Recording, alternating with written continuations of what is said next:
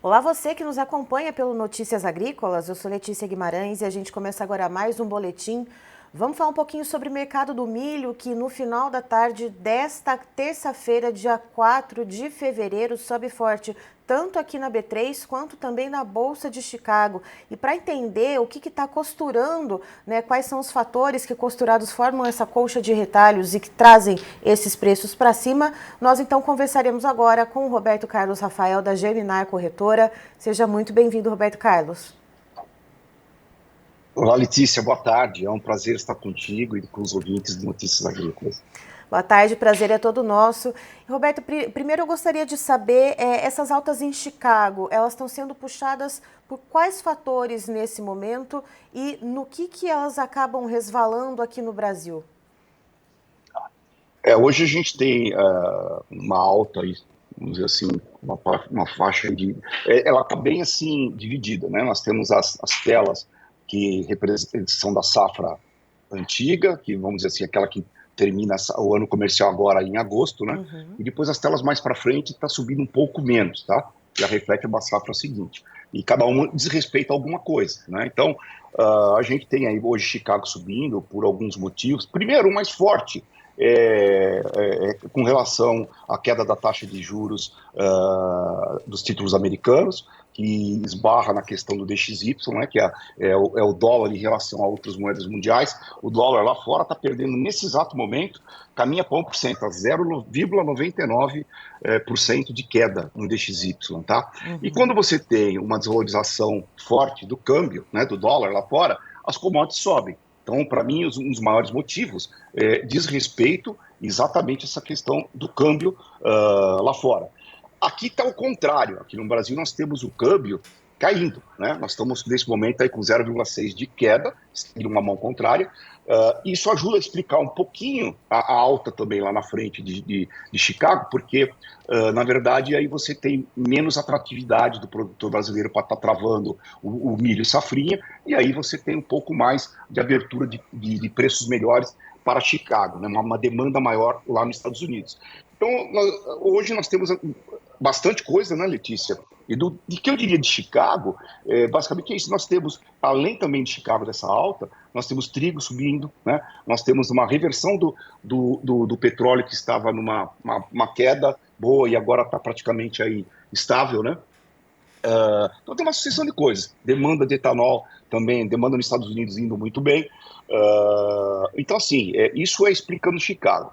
Resvala na B3, resvala em alguns sentidos, né? Vocês vejam que B3, ela sobe forte, exatamente os dois primeiros contratos, contrato que encerra em março e maio, e isso numa faixa aí de 1,1 até 1,4%, enquanto que os contratos da safrinha têm uma alta um pouco mais moderada, tá? E isso se explica, primeiro, da safrinha por conta, apesar de uma alta em Chicago, a gente tem aí, na verdade, o dólar jogando contra aqui no Brasil, já abaixo de 5,80, 5,77 nesse momento, né? Então, nós temos também situações diferentes.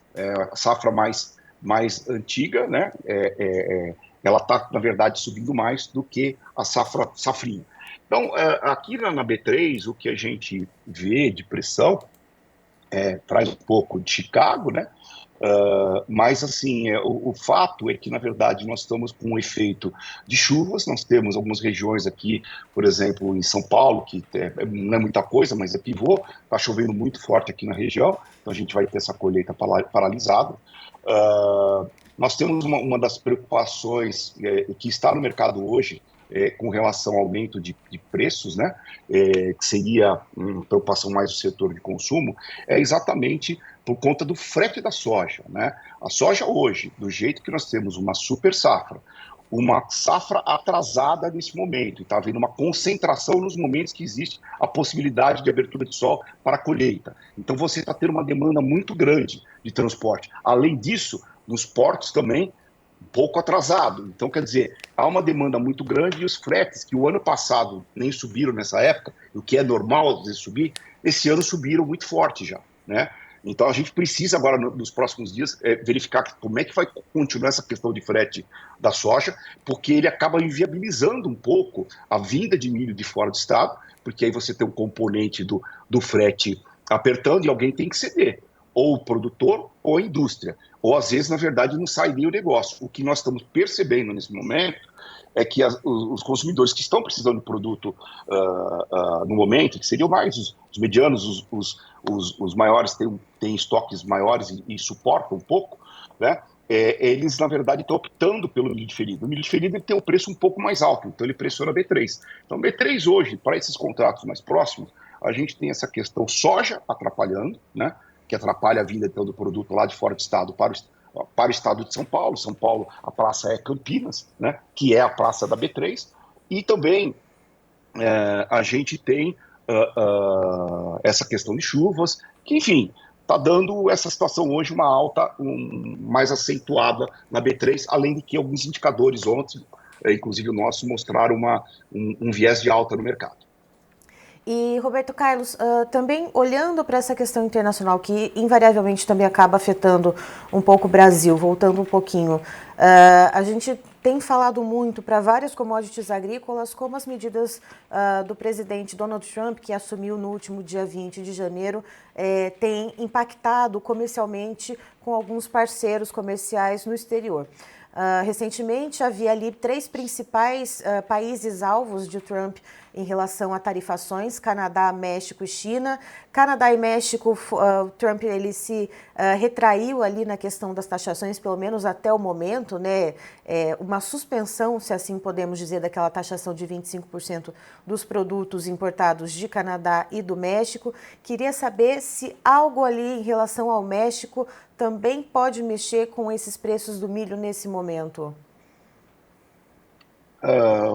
Pode e já vinha afetando desde ontem. Ontem foi um dia assim que quem é do mercado e acompanhou foi extremamente, vamos dizer, estressante, né? Porque de manhã a gente acordou com um cenário de quedas das commodities, depois que o México e o Canadá informaram no final de semana sobre uma forma de retaliação também colocarem um aumento de tarifas de produtos vindos dos Estados Unidos. De repente, a gente teve o arrefecimento dessa história, depois de algumas conversações entre os países, entre Trump e os presidentes do México, o presidente do Canadá, onde houve, então, uma postergação desse aumento tarifário. Aí os mercados começaram a subir forte. Depois saiu a informação de que Trump estaria tarifando também a União Europeia em 10%, mais uma agitação no mercado. Então, enfim, ontem foi um dia extremamente estressante, porque teve esses altos e baixos. O termômetro mostrava exatamente aonde estavam as negociações. E que exatamente, acho que o Trump está fazendo, é chamando esses países para negociar. A China já disse que vai colocar as tarifas, e talvez também o que o Trump quer é sentar na mesa e negociar, né? Então, isso afeta. Hoje, afeta também um pouco essa questão do trade war por conta disso. Então, a gente tem que Chicago hoje subindo um pouco ainda, com influência disso tudo. E a gente não sabe por que acontece isso também, né, Letícia? É porque todo mundo sabia que o Trump caminharia para isso e que talvez teria retaliações, vão sentar na mesa, mas os momentos, ninguém sabe quando seria. Uhum. Então, o que o mercado não gosta de trabalhar é com imprevisibilidade. E o momento de hoje é esse. Então, pode ser que a qualquer momento saia uma notícia, os mercados caiam, depois sobem, e vai ser assim até a hora que tenha uma acomodação, um alinhamento, né, das conversas, onde aí se fala assim, olha, o que vai valer a regra é essa. Essa é a minha impressão, e nós estamos realmente numa semana bem agitada, né, desde quando aí o Trump entrou, principalmente na questão das commodities agrícolas. E isso posto, Roberto Carlos, pensando na questão de guerras comerciais, de possíveis tarifações, de conflitos meramente verbais, vamos dizer assim, né, que ficam ali apenas na retórica ou não, que de repente venham a ser aplicadas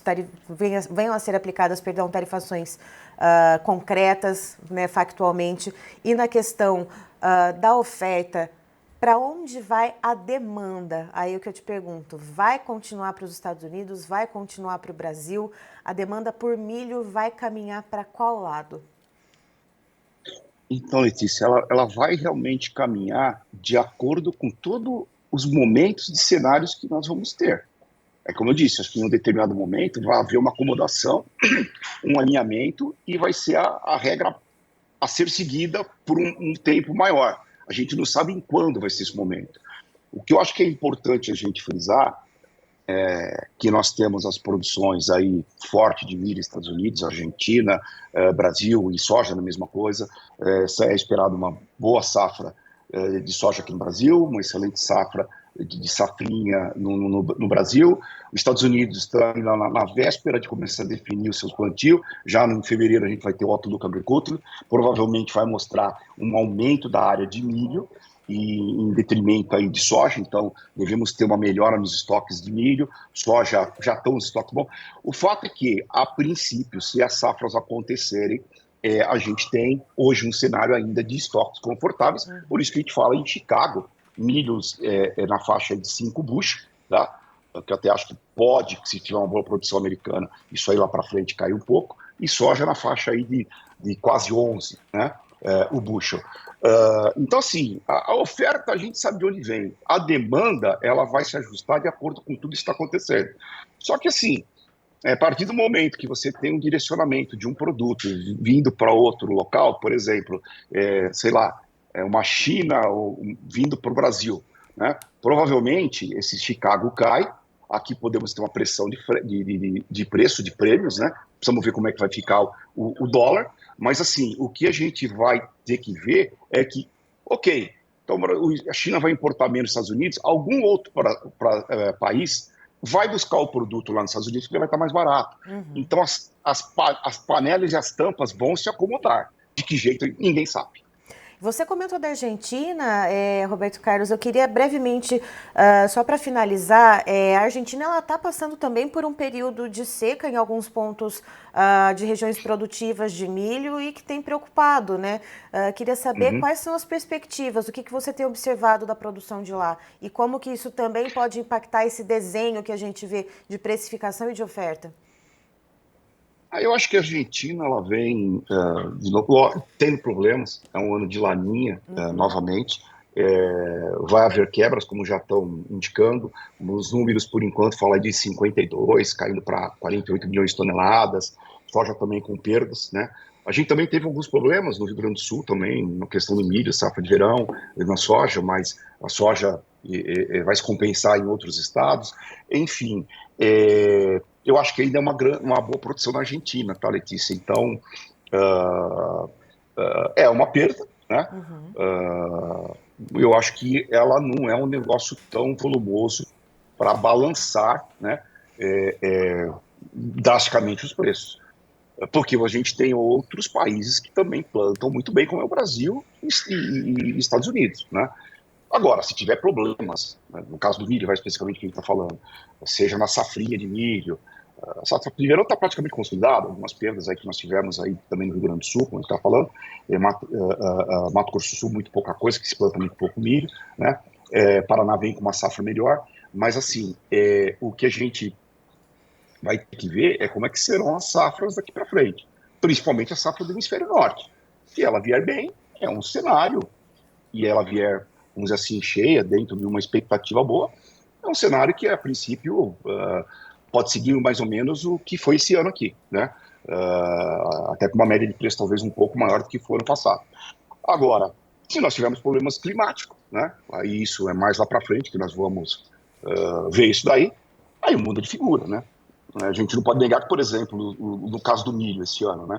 A gente, lá no começo, em maio do ano passado, praticamente todo, desde aquele período, a produção, até o plantio, desenvolvimento e tal, em junho do ano passado, Chicago estava 3,50, 3,60 o bushel, porque se esperava que o estoque dos Estados Unidos ficaria próximo aí de 60 milhões de toneladas. Aí o que aconteceu? O Brasil exportou menos, os Estados Unidos pegou uma parte, os consumos de lá foram maiores, e agora no último relatório de janeiro, foi importado 7 milhões de toneladas de uma produção que todo mundo já achava que era a segunda maior, né? Vinha um pouco abaixo do recorde de produção da safra americana.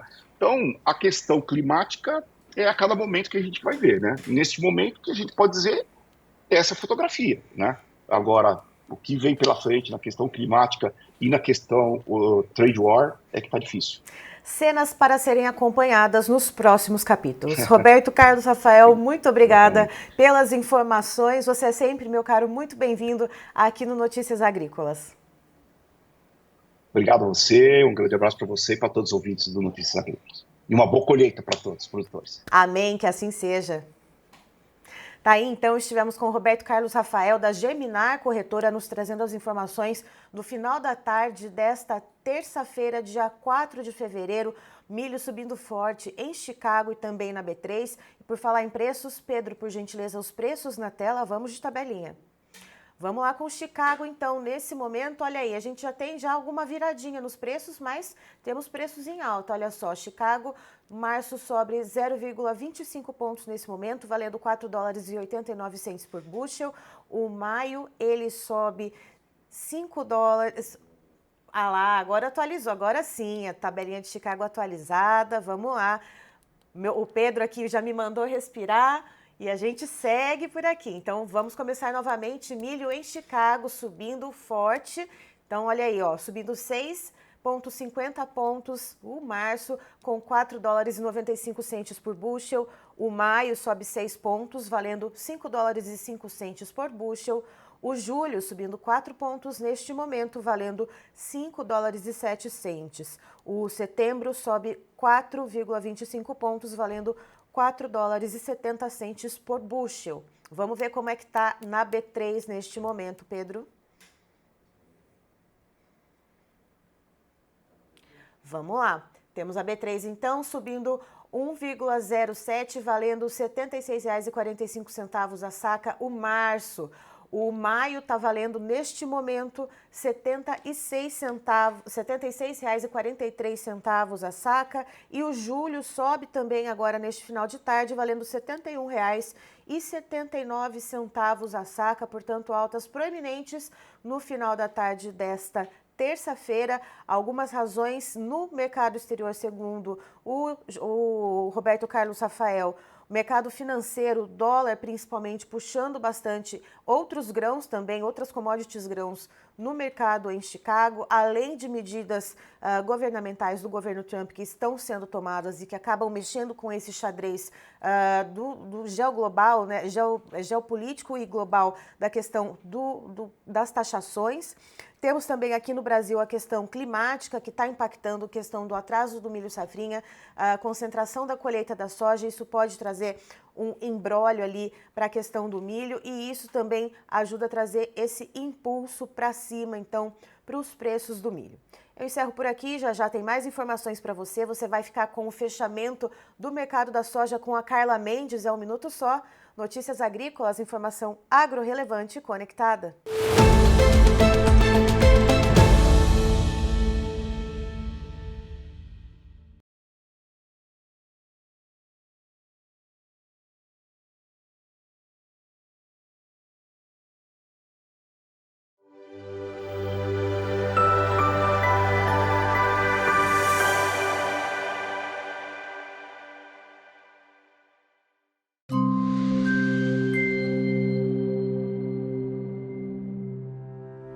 O Notícias Agrícolas foi até Rio Verde, no estado de Goiás, para acompanhar como é o processo de tratamento de uma semente de soja. A nossa visita à unidade industrial passou por diversos setores, seguindo o mesmo caminho que a semente passa durante o processo de tratamento. Mas antes de começar o nosso percurso, é preciso se preparar e prezar pela segurança ao andar na fábrica.